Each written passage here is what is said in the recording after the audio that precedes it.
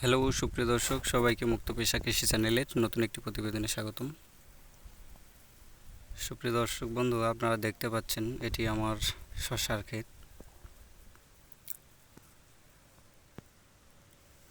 এই শসার প্রজেক্টে আমার যে জিনিসটা ভুল হয়েছে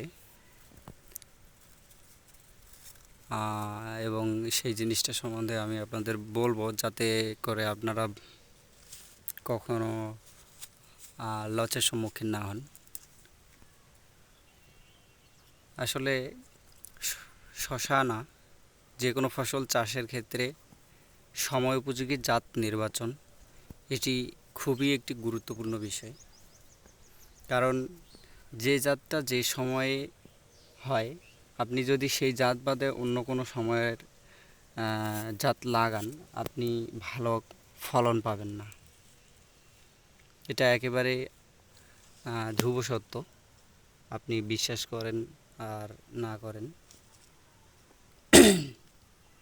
কারণ আমি আমার বাস্তব অভিজ্ঞতা থেকে বলতেছি।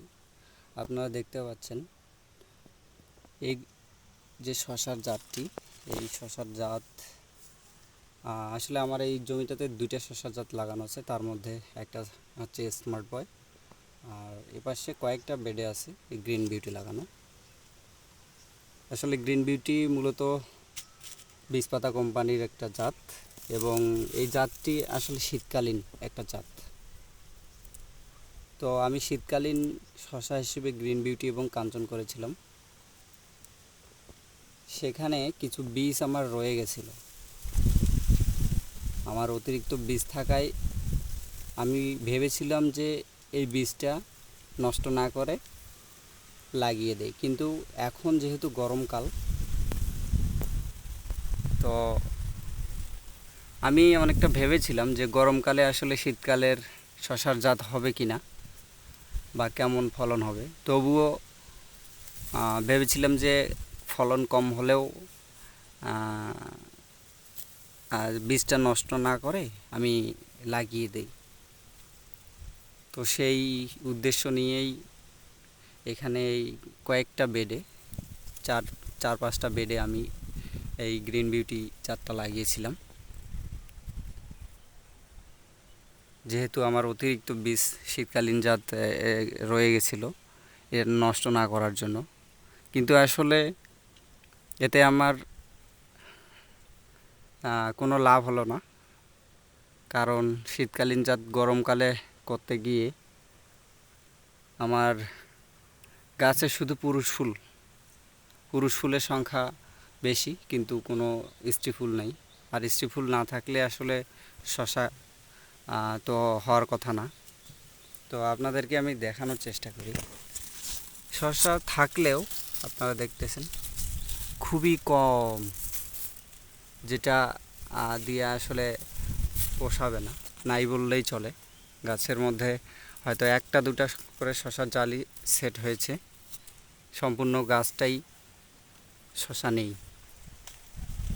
এখানে কয়েকটা বেড, গাছগুলি দেখেন একেবারে মাচা ভর্তি হয়ে গেছে প্রায়, কিন্তু শসা নাই বললেই চলে। মাঝে মধ্যে একটা দুটা ফল সেট হয়ে আছে, দেখুন।